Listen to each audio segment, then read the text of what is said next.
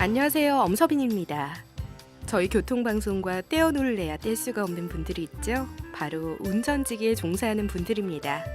매시간 교통 상황을 확인하기 위해서 운행하는 순간 언제나 주파수를 고정시켜 놓으시는 기사님들이 많으신데요.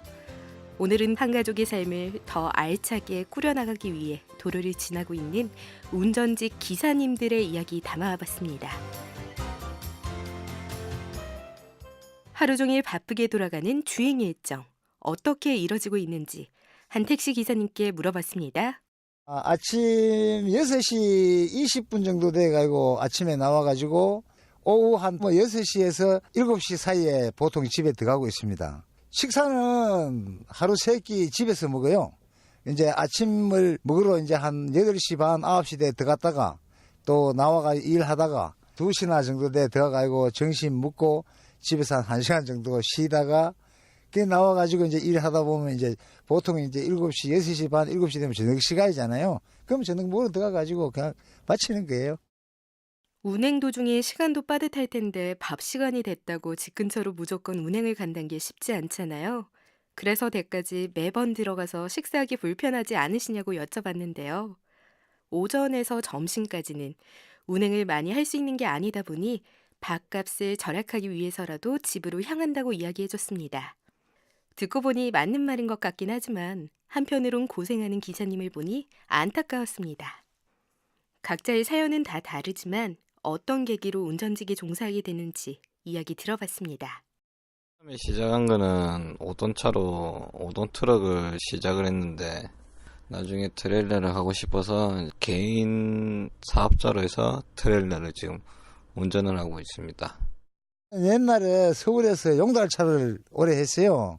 그때 용산시장에 가서 물건을 싣고 영등포 시장에 부르고 이렇게 또 낮으로는 시장 일 끝나면은 사업체나 이런 데서 용달차를 부르고 가가지고 짐을 싣고 또 다른 데 운반해주고 이런 식으로 해가지고 했는데 이제 어떤 지인을 만났어요. 택시 하면 괜찮다 이래가지고 실질적으로 그때 당시에는 돈도 없고 우선 먹고 살아야 되니까 애들도 학교도 시켜야 되고 이러니까 그래서 택시를 하게 됐어요. 즐겁게 일하고 있지만 일하면서 위험을 느낀 순간도 분명히 있을 수밖에 없었는데요. 이런 위험한 순간은 자칫 잘못했다간 사고로 확장될 수 있기 때문에 정말 조심해야 하는데요. 운전을 하는 운전자만 조심할 게 아니라 도로 주변을 지나는 행인도 안전을 생각하면서 지날 필요가 있습니다. 이 안전에 대한 부분 이야기 들어보시죠. 보행 신호가 들어왔단 말이에요. 그러면 우리는 선단 말이에요. 서가지고 그게 이제 신호가 바뀌면은 차가 이제 움직거려야 될 텐데 휴대폰을 가지고 그걸 보면서 신호가 바뀌든 뭐하든 그 걸어가는 거 보면 참 위험을 많이 느껴요. 자전거 타시는 분들도 예를 들어 시내에서 자전거 탈 때 골목에 나오실 때는 좀 속도를 줄이고 안 그러면 좀 내려서 걸어가지고 나와가지고 자전거 도로 있는 데 탄다든 이런 식으로 서로 조심을 하시고 차도 물론 운전하시는 분들도 항상 자전거 나올 수 있다는 생각 가지고 골목길이라든가 자전거 도로 가면 조금 천천히 가면 아무래도 서로가 좋겠죠. 이처럼 위험한 순간이 있을 때도 있지만 제가 만난 기사님들은 되도록 웃으면서 운전하기 위해 최대한 노력한다고 했습니다. 특히 운전하면서 스트레스를 받거나 적적하다 싶을 때 라디오를 듣거나 음악을 듣는다고 했는데요. 라디오를 듣는다면 특별히 즐겨 듣는 방송이 있다고 합니다. 스스로 교통방송 애청자라고 하시는 기사분과 이야기 들어봤습니다. 교통이 이게 하루 돌아가는 교통 체질이라든지 사고라든지 그게 다 나오잖아요. 영업하는 사람으로서는 그게 참 좋은 거죠. 지금 이 시간대 어디가 많이 밀리고 또 어디서 사고 났구나. 조심할 건 해야 되고 이렇게 그게 이제 할 수 있으니까 그래 이제 그 많이 듣는 편이죠.